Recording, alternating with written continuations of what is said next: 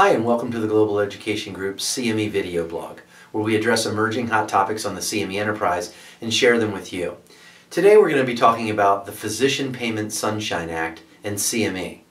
There's been a lot of confusion and misinterpretation of the Sunshine Act as it relates to CME, so we're going to try and clarify a couple of issues. First, we're going to clarify two issues related to the reporting and the Sunshine exempt payments related to CME. And secondly, we're going to provide some information on a new Sunshine Act Resources Center. So first, to clarify issues, we want to clarify the PPSA, or Physician Payment Sunshine Act, in two areas. First, with respect to CME grants and what are called indirect payments under the Act. Several reports have said that CME grants are exempt because they're indirect payments.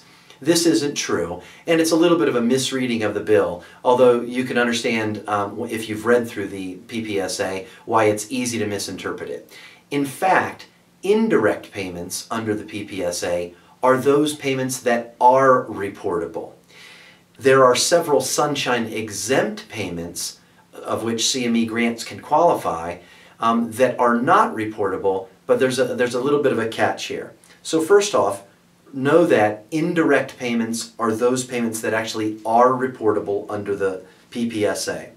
Now, a CME grant, specifically in the PPSA language, is not an indirect payment, and it is Sunshine exempt, meaning you don't have to report those payments, when the funding meets three conditions. First, the CME activity or education meets accreditation board standards, most specifically ACCME requirements, although there are a few other boards mentioned. Second, the manufacturer does not select the speaker or provide identified individuals as potential speakers. And third, that the manufacturer doesn't directly pay the speaker. Now, in the CME enterprise, we know that CME that meets ACCME requirements doesn't allow the manufacturers to select speakers. However, the federal government wanted to just go an extra mile here, and so they included this additional language, which again was already addressed by ACCME guidelines and requirements. However, they went that extra mile, and so therefore we have to deal with that in the CME enterprise. So, what changes should we expect? Well, two specifically, around speakers and meals for CME activities that have been funded via grants. Out of an abundance of caution, we probably shouldn't be naming any potential speakers in future grant requests. Why? Because we don't want there to be any possibility that anyone could believe that the pharmaceutical or other commercial interest had knowledge about who the speakers were going to be or had real influence over those speakers. So that's probably going to be a change in grant requests for the future. Secondly, with respect to meals. Meals have their own set of language under the PPSA, and basically, to cut it short, plated meals that have a value of over $10, where the commercial supporter knows who is attending, are actually reportable, so they're required to be reported.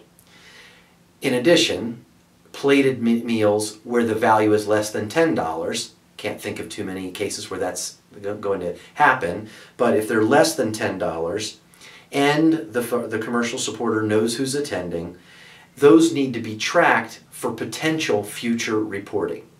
So what's the result? Most organizations have decided that they're going to invoke what's being called the Buffett rule. The Buffett rule, or the buffet rule, is basically if there is a quote-unquote large event, large has not been defined, and a buffet has been served, nobody realistically knows who's coming or going to the meal, then that's exempt from reporting. So again, if there's a CME activity and there's a buffet being served, and that CME activity meets those requirements, so it's ACCME accredited, and it again meets those other requirements, it doesn't need to be reported. Last, did want to provide information on a brand new toolkit. It's called the Sunshine Act Resources Center.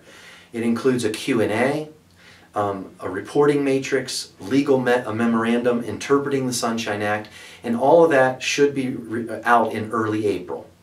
It's being developed by the CME Coalition. And with full disclosure, Global Education Group is an active member of the CME Coalition.